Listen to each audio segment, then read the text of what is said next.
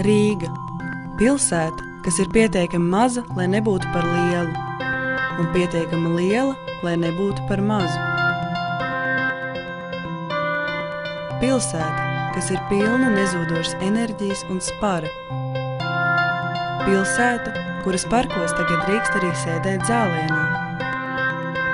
Pilsēta, kurā modernā jaunatne un jaunās vērtības sadzīvo sāni pie sāna ar veco paudzi un klasiskajām vērtībām. Bet šī filma nav par pašu pilsētu Rīgu, bet gan par kādu interesantu un neparastu Rīgas parādību – mazdārziņu. Mazdārziņi Rīgā sāka parādīties jau 20. gadsimta sākumā. Piemēram, tagadējā Torņakalna teritorijā starpkaru periodā pilsētnieki sāk iekopt savus sakņu dārzus, lai nodrošinātu sevi ar minimālu iztiku, jo karš daudzus bija atstājis tukšā. Sociālisma laikā mazdārziņi kalpoja kā ilūzija par privātīpašumu, piedāvājot piedzīvot brīnišķīgo sajūtu par savu zemes pleķīti. Наши огороды чем? Я извиняюсь, скажите, пожалуйста, как мне на автобусе попасть в Севчук центр? Вот прямо. Ну что, наши огороды чем славятся? У нас очень хорошие сады. Огородники разводят прекрасные цветы, много ягод. Ну и немножко садят мелочь, зелень. Укроп, петрушка, лук. Иногда удается вырастить в парниках хорошие помидоры. Mūsdienās šos neparastos mazdārziņus var atrast pašā pilsētas viducī. Torņakalna mazdārziņa atrodas nedaudz pa kreisi, uzreiz pārbraucot pāri akmens tiltam. Tas ir 10 minūšu gājienā no centra. Lucavas salas mazdārziņa atrodas gandrīz pa vidu Daugavai, aizņemot milzīgu teritoriju no šīs salas, 20 minūšu gājienā no centra. Par spīti blakus esošajai intensīvi noslogotajai dzelzceļa līnijai, par spīti blakus esošajām intensīvi noslogotajām šosejām, par spīti lielveikaliem un par spīti elektrolīniju masīvajiem dzelzs karkasiem, šie mazdārziņi ir veiksmīgi saplūduši ar pilsētas vidi un pieņēmuši tādus apstākļus, kādi tie ir. А вы знаете, я вам скажу, вот люди говорят, что близко от центра, надо его застроить. А вы посмотрите, сколько зелени, сколько воздуха, кислорода дает вот это место. Ведь сколько здесь отсюда получает город тот же воздух. Смотрите, какая здесь чистота. Даже кругом вот машины ходят, поезд ходит, а здесь не чувствуется ни копоти, ничего. Ну давайте опять построим мы здесь это место, застроим. Ну и что получится? Опять будет камень, бетон, цемент и все, асфальт. Mazdārziņi ir kā miniatūriskas pilsētas pilsētā ar saviem specifiskajiem noteikumiem un pat iedzīvotājiem. Torņakalna mazdārziņi no pārējās pilsētas ir atdalīti ar dzeloņu stieplēm, un kurš katrs tur iekšā nevar iekļūt, jo ir jāuzrāda attiecīgie dokumenti, kas pierāda, ka jums tur pieder zemes pleķītes.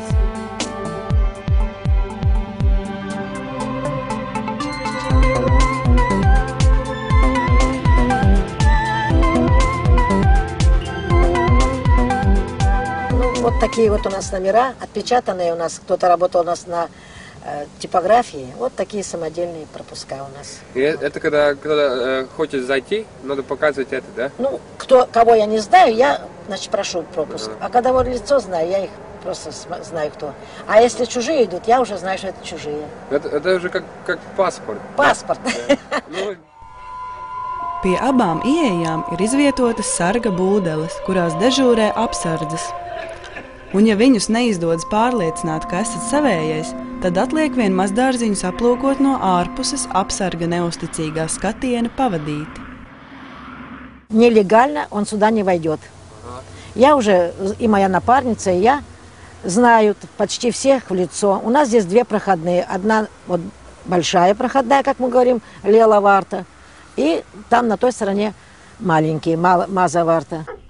Turklāt Torņakalna mazdārziņus uz vakaru slēdz ciet un izlaiž suņus, kuri brīvi pārvietojas pa visu mazdārziņu teritoriju un ir gatavi aizdzīt jebkuru nelūgto viesi, kam sakārojušās ogas. Собачки наши здесь. Арго и Джек. Очень удобные, очень верные собаки. Меня, например, они не подпускают, хотя знают меня 6 лет. Lucavas salā problēma tik tiekšā nav, lai gan arī tur ir apsargs ar savu būdiņu, taču viņa uzdevums ir kontrolēt mašīnu plūsmu, nevis cilvēkus.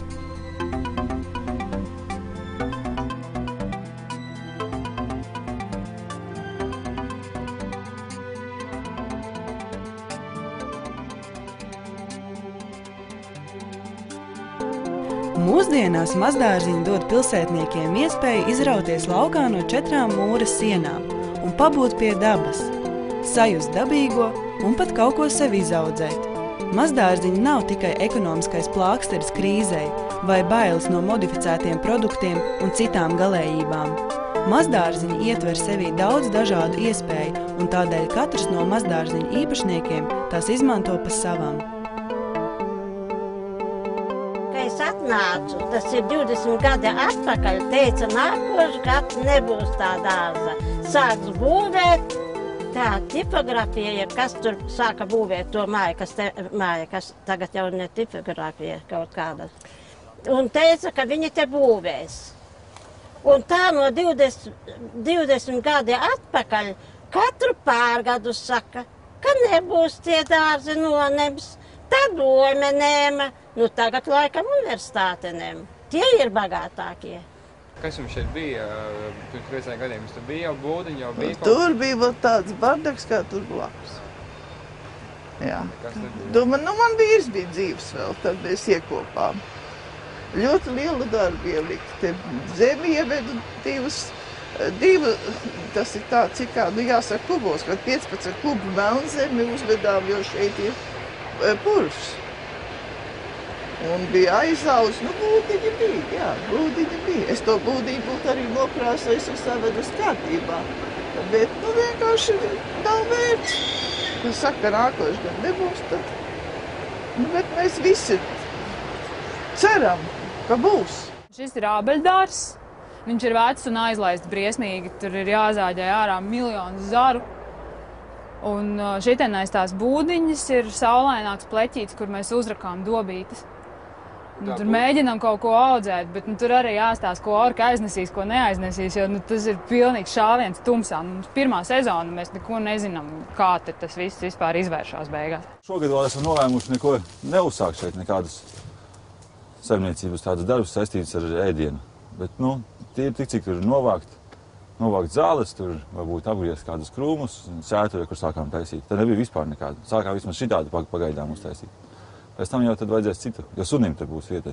Te būs suns, lai viņš pavasarī var dzīvoties un tā. Tāpatās mums viens no tiem lielākajiem plāniem ir vēja ģenerators.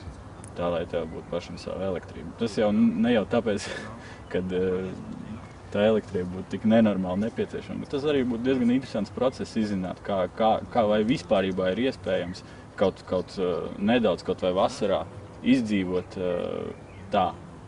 Nemaksājot, teiksim, kaut kādam Latvenergo vai kaut kam tādam. Vai tu vari būt neatkarīgs kaut nedaudz. Ko dodādi mazdārziņi kā Torkalns, kā Lucavas sala rīcniekam? Ļoti daudz ko dod. Ļoti daudz ko dod. Viņam nav jāpēk ne tas tomātiņš vismaz par rudeni. Daži iesēji kartupelīšus iestāda un tāpat savs gurķīts, sava bietīte, savs skiplocins, savs sīpoliņš un savs puķītes.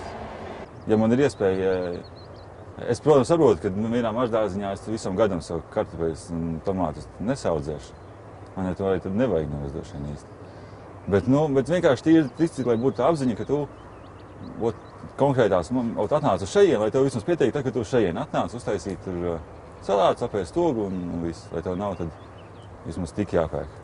Es dzīvoju dažus gadus, Kuldīgā, Zabadakā. Tur bija puķdobis jākopja, un tur bija dārziņš. Atnāca apakaļ uz Rīgu pirms gadiem 3. Un sāk bišķi laust, ka nav dārziņa, nav kur parakties. Tomēr normāli tāda meditatīva nodarbe. Es absolūti ar visām 4 esmu par to, ka dārzniecība ir atpūta no darba, kam, protams, daudz citu nepiekrīt. Bet tas taču ir tik sarežģīti. Bet, tas ir, principā tāds brain survival. ja tu pa dienu nokusties darbā un vakarā atbrauc aplaistīt dārziņu. Un tur, teiksim, tu vari padomāt, nevis tur par kaut ko tur domāt ilgi vēl par darbu, bet padomāt par to, kā iešaut ar gaiseni pakaļā orkiem, kas nāk ēst tavs zemens. Tagad ēdam ogas, piemēram, tirgu ogas maksā 2 lati vai lats 50, mēs jau ēdam zemens. 2 lati jau. Šodien es gāju cauri, jā. Tad ir, tagad tūlīt būs uperis, avenes būs. Es to nevaru atļauties, ja man ir pa dienu iznāk ēšanai lats 50. Lats 50 ēšanai. Ko mēs darīsim bez viņiem? Mēs jau nomirsim. 100 latu pensija un tālāk. Vai Rīgā ir vajadzīga centrā, tad mazāk Es domāju, ka obligāti. Jo ne visiem ir jau tā rocība, lai, teiksim, atļautu tos salkrastos dāķu un tam līdzīgi. Un tā ir iespēja tomēr pabūt pie tās zaļuma. Tiem veciem pensionāriem, es domāju, ka tā ir tāda kā svētvieta, tas dārziņš. Jā, arī jauniešiem liekas. Un tu tāpat domā, Ņem? Protams. Noteikti. Noteikti. Jo ne katrs vecs cilvēks var aizbraukt kaut kur. Jebkur tālāk iedot dārzus. Nemaz tik lēti nav, kā agrāk bija dažas kapeikas par to autobusu, bet tagad jau, bet tik vecs jau nebrauks nezinu tālu. Te Rīgā katrs var pat kājām atnākt. Un te daudz tādi ir, kas atnāk kājām līdz to dārziņam. Un viņam tas ir prieks. Kāpēc mums šeit vajag? Kāpēc te viņu vajag? Man neizd gribas. Jā, ēst gribas. Ēst gribas, tāpēc man gribas. Ko mēs pensionāri darīsim bez dārza? Mēs te nosprāksim. Jā. Badā. Gatavs. Uzrakst, kur tās vecens var līdz jūrmalai tikt. Jā. Es jau nevar tikt līdz jūrmalai. Es knap līdz šajienē aizbraucu, jau nokrit. Kājas sāp, veselība nav. Savādāk mēs viss izmirsim. Pa dienai vien. Nu, mazāk problēma būs. Vai tagad tas nav modes krediens tieši jauniešiem nāk un dabūt mazāk? Es domāju, ka tas noteikti tā ir, jo apkārt mums te ir jaunieši daudz parādījušies. Un arī es, kad es stāstu saviem draugiem kaut kādiem, kas vispār no saviem centra dzīvokļiem nekad principā nelien ārā, viņi ir diezgan tā baigā fanā un jā, tev nevajag palīdzēt kaut ko, tur kaut kādu talku saorganizēs un tas arī varētu kaut ko pastrādāt. Tā. Es nedomāju, ka tas ir dēļ viņu labās sirds. Tas vienkārši ir tāpēc, ka tā ir globāla tendence, tā zaļā domāšana. Viņa, man liekas, jau ir aizgājusi bišķi tālu. Un tas rezonējās arī kaut kādās tādās zināmās jauniešu subkultūrās un tam līdzīgi. Ja es to būtu zinājis, ka tas ir modes kliediens, tas pirms tam es laikam nebūtu ņēmis dārziņu, bet paspēju paņemt. Tā kā viss kārtībā, lai arī ir modes kliediens, jā. Un kā tā sistēma ir, kurš izniegs, vai dabūs šeit mazāk, kurš grib? Pašreiz var dabūt, tāpēc, kad iet ažotāža visu laiku, kad ņems nost, ka neviens negrib ielikt ne līdzekļus, tev tomēr vajag puķītēm naudu nopirkt. Rozes, viss, cik tas maksā. Tāpēc nav informācijas cilvēkiem, viņi nezin, ka var dabūt dārziņu. Ja man daudz cilvēku pēc tam kādam pastāstīja, man ir dārziņš, kā tas vispār iespējams, kā iespējams dabūt dārziņu mums Latvijā? Tu uzraksti iesniegumu, tad komisija izskata un apstiprina, un pēc kāda laika tu samaksā 15 latus plus nodokļus, kopumā sanāk vai 30 lati gadā. Un galvenais arī, jā, lai tev būtu uzturēt kārtībā. Vairāk nekāda diži noteikumi nav. Viss pārējais jāievērā Latvijas likumdošana, protams. Tik vienkārši izrādās. Отдыхают здесь с удовольствием. Даже некоторые приходят, вот 96 лет бабушке. Она прямо отсюда выходит, вы знаете, она расцветает здесь. Я ее спрашиваю, что тебе, Алма, надо? А я здесь живу. Вот вам и все. Что можно еще сказать? А если когда приходят с детьми, вот посмотришь, смеются, бегают, какую-то там нашли цветочек, ягоду нашли, они рады. Ну что они видят, если они живут? В центре живут, там же бетон, асфальт, там ничего нет, там даже нету деревьев нету. А здесь они отдыхают. Вот и вся недолгая наша. Jautājums rīdziniekam ir, ko viņš šeit vēlas redzēt? Biznesa centru, augstceltnes vai pat kazino kompleksu? Vai tomēr zaļo zonu, kur daži mohikāņi audzē sev zaļumus? Katram no šiem mazdārziņu kompleksiem ir savi mīnusi un savi plusi. Torņakalna mazdārziņi tomēr atrodas ļoti tuvu centrām un strateģiski nozīmīgā tuvumā dzelzceļam, kamēr Lucavsalas mazdārziņi atrodas uz salas, kur īsti jēgas kaut ko celt neredzu.